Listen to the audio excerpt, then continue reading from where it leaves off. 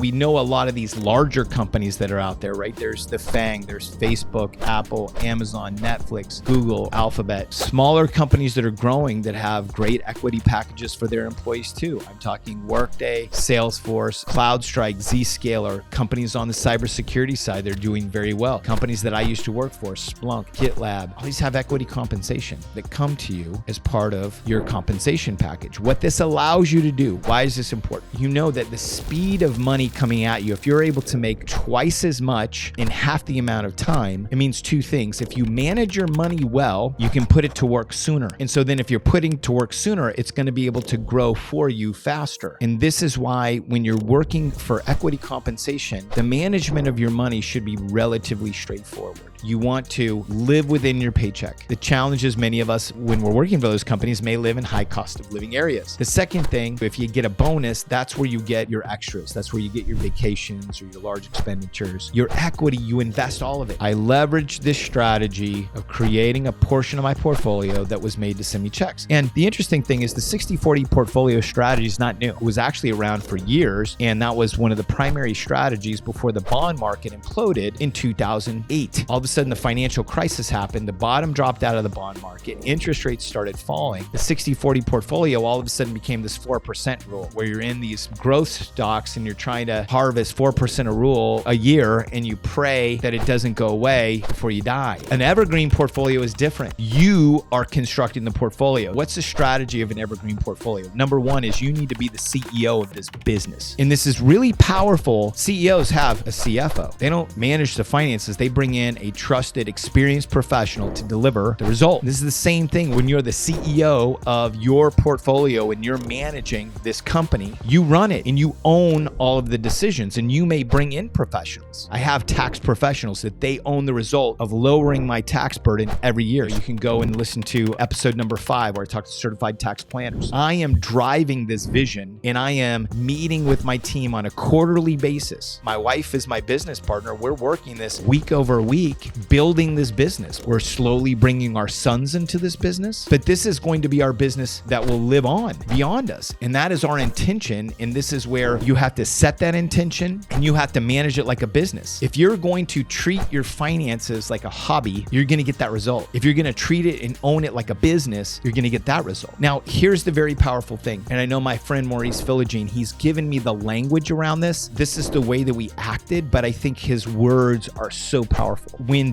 building this business becomes your purpose, when you're saying, okay, wait, I'm going to build a business that my family can live off of for multiple generations. And it should be a portfolio. It's different things, right? I mean, we have real estate holdings, we have personal, we have some that we've invested with the private equity group, we have some that we have with other partners as well. We have a stock portfolio, and we are also entertaining some other business ideas. It's a portfolio, but the thing is, you're building this, that becomes your purpose. So then your W-2 job, your corporate job becomes purposeful. When you are in the grind and you're in the W-2 and you go, why am I doing this? And you don't have something like this, it gets frustrating, it gets lonely, and you wonder what it's all about. But I can tell you that when we were doing some different product launches, when my team was really grinding and we were working really hard, and I saw the benefit to the company, I saw the stock price going up, and I knew that every time I was cashing out some RSUs, I was putting more bricks into the foundation of this portfolio and growing it. That portfolio was my purpose. So these portfolios need to have income producing assets. I think it's important to cover off on. There are traditional savings accounts are up to 5.15. I mean, you can get some capital in there and you can get some decent returns. Is that beating inflation? Well, that's debatable, but you can definitely get more generated. So you have savings accounts, you have certificate of deposits, you also have bonds. Those are some of the traditional investments. And then on the alternative investments, this is where in your portfolio, being the manager, you then get to choose where do you want to spend your time. You remember in my interview with Litan Yahav, founder of Visor, he said, I want to have somebody manage my stock and traditional portfolio, and I want to spend the time on the alternatives where there's more risk. He gave me words to what I was already executing, which is it's easy to put your stock portfolio under somebody's care and guidance or manage that yourself automatically with some robots. And then you can go focus where there's the most value and where you have to manage the risk more aggressively. And so what do those instruments look like? Well, when you get into alternative investments, it's a whole world. You can invest in commercial real estate is right down the middle. You can also invest in royalty funds where you're buying pieces of music. Invest in legal litigation funds where you are funding litigation, and then if they win, you get portions of that. You can invest in life insurance funds. You can invest in farmland. You can invest in small businesses. And all of those have different risk profiles. All of those have different return profiles. Real estate is right down the middle. Why people tend to go for real estate is because it is a multiple return profile asset. It's very, very interesting. When you're on the equity side of real estate, you are able to make money in 4 ways. Number one, you always want to focus on cash flow. You have more income than expenses. You get cash flow off your real estate. Number 2 is appreciation, right? The asset over time increases in value. Don't invest as that as a primary cause, but that is also a benefit. Number 3 is equity pay down. Depending on how your equity is structured, could be interest only, but if you have interest in principal, if people are paying your rent, the single family home scenario, they're paying a portion of it to your principal, that goes to you. You're actually getting more equity as time goes on. And the 4th, very powerful one is depreciation, which you get tax benefits. The reality is the tax benefits of real estate